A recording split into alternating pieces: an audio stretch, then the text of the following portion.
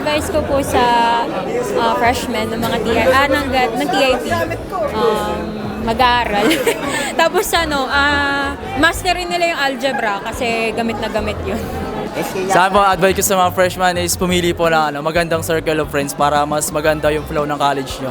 Ayun, yung college life, mas maganda kasi pag maayos yung samahan nyo. And also yung be resourceful po. Kahit di ka matalino kung marunong ka lang mag-research or being a resourceful, makagraduate ka talaga. Huwag lumandi ng maaga.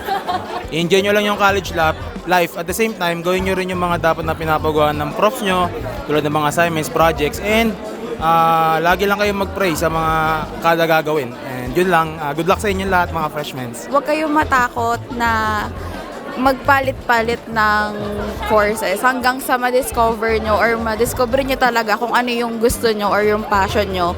Kasi at the end, mas okay na kumikita ka ng pera habang gusto mo yung ginagawa mo.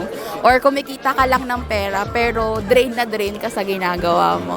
So, kaya nyo yan, guys. Mag-enjoy lang kayo sa buong college life nyo kasi kami, naranasan namin yung buong college life namin, half nun, online. So, di ba, yung experience namin sa college life, hindi ganun kasaya compare sa pwede nyo ma-experience ngayon. Yun lang. Always make sure to check up with yourself personally. Do a self-check.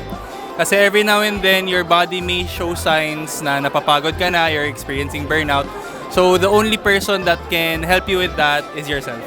Hindi kasi ako yung stereotype ng Arky, so I guess hindi ako nagpupuyat.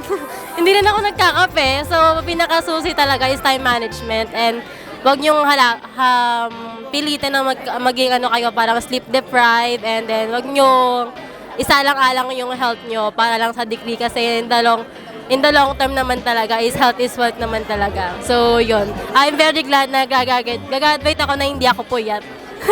Thank you.